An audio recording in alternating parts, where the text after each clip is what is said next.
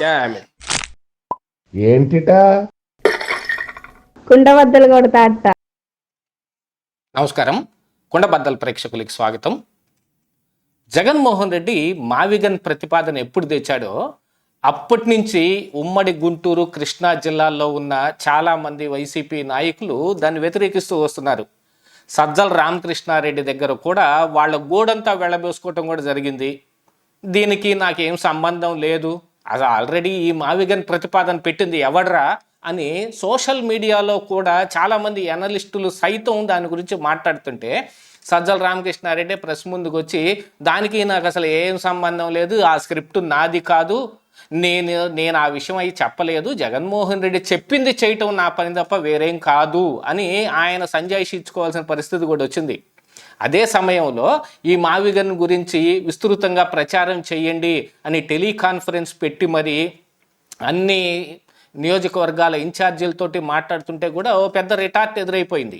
దీంతో పాటుగా స్వయంగా ఈ ఉమ్మడి కృష్ణా, గుంటూరు జిల్లాకు సంబంధించిన చాలామంది వైసీపీ నాయకులు సజ్జల రామకృష్ణారెడ్డిని డైరెక్ట్గానే కలిసి మరి దాని గురించిన బాగా పోరాటం కూడా చేశారు. మనం గతంలోనే కుండబద్దలోనే ఒక వీడియో కూడా పెట్టాం. దాదాపుగా బూతులు తిట్టినంత పని చేశారు అనేది కూడా ఆ రోజు ఉన్న వెనికిడి.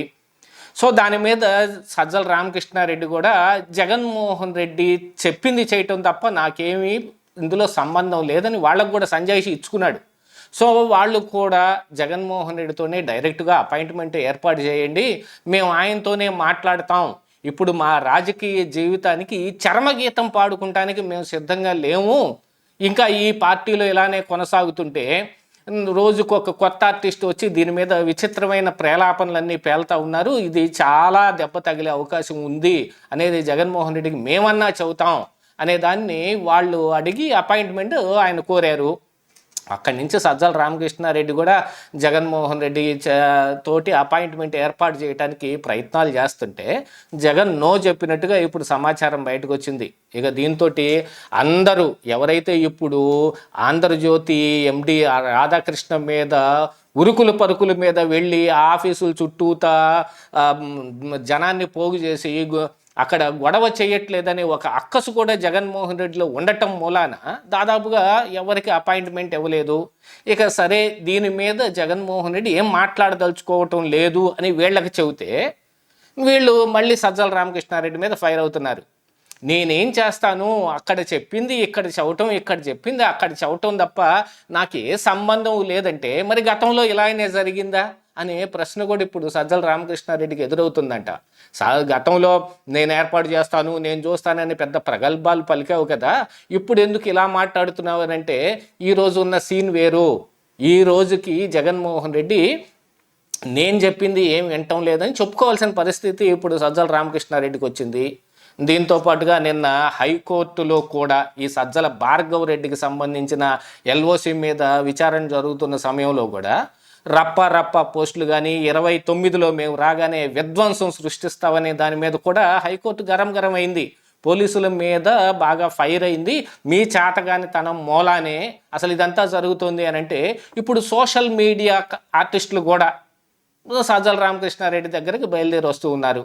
మరి హైకోర్టే అలాంటి వ్యాఖ్యలు ఏదైనా చేసింది అనగానే ఇప్పుడు పోలీసులు పోస్టులు పెట్టిన వాళ్ళందరినీ తీసుకెళ్ళి మక్కెలు ఎరగొడతారు, రేపు కోర్టుకు వెళ్ళినా కూడా బెయిల్ వచ్చే అవకాశం కూడా లేదు. గతంలో అయితే కనీసం 41A నోటీస్ ఇచ్చి విచారణ చేయండి అనే ఇదన్నా వచ్చేది, లేకపోతే అరెస్ట్ అయిన తర్వాత బెయిల్ అన్నా వచ్చేది.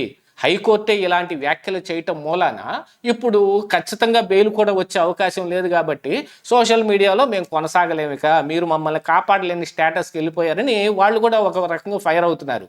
ముప్పేట దాడి జరుగుతుంది ఈరోజు సజ్జల రామకృష్ణారెడ్డి మీద. గతంలో అధికారంలో ఉన్న సమయంలో సజ్జల రామకృష్ణారెడ్డి జగన్మోహన్ రెడ్డి చుట్టూతో ఒక క్వార్టరీని పెట్టి ఆ క్వార్టరీ దాటి లోపలికి వెళ్ళాది కాకుండా చేసి కృష్ణమోహన్ రెడ్డి, ధనుంజయ రెడ్డి వీళ్ళు కూడా అక్కడుండి చక్రం తిప్పటం, జగన్మోహన్ రెడ్డి దగ్గరికి ఎవరైనా వెళ్ళి ఆయనకి దండం పెట్టి రావటమే తప్ప ఆయనతోటి మీరేం మాట్లాడటానికి వీలు లేదు అనే ఇన్స్ట్రక్షన్స్ కూడా ఇవ్వటం మూలాన ఇప్పుడు మొత్తం వాళ్ళకే ఎదురై కూర్చుంది. అంటే వాళ్ళు లిక్కర్ కేసులో ఉండటం మూలాన జగన్మోహన్ రెడ్డి అధికారం కూడా పక్కకు పోవటం మూలాన ఇప్పుడు సీఎంఓ కూడా వాళ్ళ దగ్గర ఉండదు. కాబట్టి వాళ్ళంతా పక్కకి వెళ్ళిపోయారు. కానీ రాజకీయ వ్యవహారాలు చూసే సజ్జల రామకృష్ణారెడ్డి మాత్రం ఇరుక్కుపోయాడు.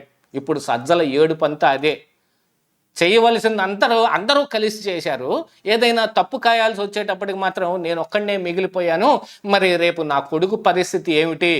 గతంలో మరి సోషల్ మీడియాకి ఇన్ఛార్జిని చేసి మరి అప్పుడున్న ప్లాన్ ప్రకారంగా అందరినీ బూతులు తిట్టించి విధ్వంసకరమైన ఇవన్నీ చేస్తామని చెప్పి ఈ రప్పా బోర్డులన్నీ పెట్టించి ఇవన్నీ చేసి ఈరోజు నా కొడుకును కూడా ఇరికిస్తున్నారని మరొక ఏడుపు. యాతావాత చూస్తే సజ్జల రామకృష్ణారెడ్డి గత వారం రోజులుగా స్తబ్దుగా ఉండటానికి, ఎటువంటి దీంట్లోనూ ఆయన పాలు పంచుకోపోవటానికి కూడా కారణం ఇదనే కనపడతా ఉంది. దీంతో పాటుగా మరి ఏబిఎన్ ఆర్కే తోటి కూడా టచ్లోకి వెళ్తున్నాడనే ఒక అనుమానం కూడా సజ్జల రామకృష్ణారెడ్డి మీద జగన్మోహన్ రెడ్డికి వచ్చింది అనేది కూడా ఒక వార్త అయితే వినపడుతుంది. చాలామంది నాయకులు ఆల్రెడీ మరి ఆ ఏబిఎన్ ఆర్కేకి ఫోన్ చేసి మీరు మమ్మల్ని పట్టించుకోకండి, మేము ఒకవేళ ఏదైనా మాట్లాడాల్సిన పరిస్థితి వచ్చినా అనేది కూడా వాళ్ళు గతంలోనే ఏబిఎన్ ఆర్కేతో మాట్లాడుకున్నారనేది కూడా కనపడుతుంటే, ఇప్పుడు తాజాగా ఎవరైతే ఉలిక్కిపడి ఎగిరిగిరిపడి మరి ఏబిఎన్ ఆఫీస్ దాకా వెళ్ళారో, అంబటి రాంబాబు కావచ్చు, పేర్ని నాని కావచ్చు, జోగి రమేష్ కావచ్చు, కాకాని గోవర్ధన్ రెడ్డి కావచ్చు, అందరి మీద ఇప్పుడు ఫిలిం నగర్ పోలీస్ స్టేషన్లో ఎఫ్ఐఆర్ నమోదై ఉంది. ఇక్కడ పోలీసులు ఏమైనా అరెస్ట్ చేస్తే ఇదిగో చంద్రబాబు నాయుడు పోలీసులను ఉపయోగించి మమ్మల్ని అణిచివేసే ప్రయత్నం చేస్తున్నాడు అని చెప్పుకోవచ్చు. మరి హైదరాబాద్ పోలీసులు అరెస్ట్ చేస్తే అంటే అప్పటికీ చెప్పుకోవడానికి ఒకటి ఉంది, రేవంత్ రెడ్డితో కలిసి నాటకం ఆడుతున్నాడు అని అంటే కాంగ్రెస్ వాళ్ళు అవతల పక్కన వాళ్ళు ఎందుకు ఊరుకుంటారు? ఈ రోజున బీఆర్ఎస్ పార్టీకి సంబంధించిన తెలంగాణ ప్రాంతం నుంచి వచ్చిన కొంతమంది ఈ ఇన్ఫ్లుయెన్సర్లని వీళ్ళని వాడుకునే ప్రయత్నం వైసీపీ చేస్తుంటే, ఆంధ్రాకి సంబంధించిన వాళ్ళని బీఆర్ఎస్ వాడుకుంటుంది. ఇలాగా కొండ మార్పిడిలాగా ఒకళ్ళు తమ సోషల్ మీడియాలను మార్చుకున్నారు. ఇక ఆంధ్రప్రదేశ్లో అయితే సోషల్ మీడియాకి కట్టడి పడబోతోంది. ఈ విధ్వంసకరమైన పోస్టులు ఎవరైనా పెట్టారో, 29లో మేము వస్తే రక్తంతో హోలీ ఆడతాం, రప్పా నరుగుతాం, ఇక గంగమ్మ జాతరే అన్న వాళ్ళందరినీ ఏరి పట్టుకొచ్చి స్టేషన్లో పెట్టబోతా ఉన్నారు. ఇక వీటన్నిటికీ గూడు పుటానీ చేసింది, అసలు దీన్ని ఎంత ముందుండి నడిపించింది సజ్జల భార్గవ్ రెడ్డి అని మళ్ళీ మరొక కేసు పడే అవకాశం కూడా ఉందంట. దీంతో సజ్జల రామకృష్ణారెడ్డి గగ్గోలుగా ఏడుస్తున్నాడు. జగన్మోహన్ రెడ్డి కనీసం సజ్జలకు కూడా అపాయింట్మెంట్ ఇవ్వటం లేదనే వార్త కూడా ఇప్పుడు బాగా హల్చల్ చేస్తుంది. అందుకోసమనే సజ్జల రామకృష్ణారెడ్డి స్తబ్దుగా ఉంటున్నాడు, సైలెంట్గా ఉండి ఏదో ఒక రకంగా ఈ వ్యవహారంలోంచి తప్పించేసుకుంటే అటు వైసీపీ నాయకులకి సమాధానం చెప్పే పని ఉండదు, ఇటు కొడుకుని కాపాడుకోవటానికి వేరే ఎత్తులేసుకునే అవకాశం ఉంది. కూడదు అని అనుకుంటే మరి ఆర్కే లాంటి వాళ్ళ చేతో, ఇంకా కూటమిలో ఉన్న ఎవరైనా కొంతమంది నాయకుల చేతో ఇన్ఫ్లుయెన్స్ చేయించుకొని మరి ఈ విషయమై తన కొడుకుని కాపాడుకోవడానికి ఆయన కూడా వేరే ప్లాన్లు చేస్తున్నాడు అనేది కూడా కనపడుతుంది. మరి యాతావాత చూసి జగన్మోహన్ రెడ్డి ఏం చేస్తాడు, సజ్జల రామకృష్ణారెడ్డి ఏం చేస్తాడు అనేది వాళ్ళకే అర్థం కాని అయోమయ పరిస్థితిలో పడిపోయి ఎవరిని అయితే కలవడం లేదు. వైసీపీ నాయకులు తమ సొంత దారి తాము చూసుకునే ప్రయత్నాల్లో ఉన్నారు ఈ రోజున. ఇదే ఈరోజు కుండబద్దలు.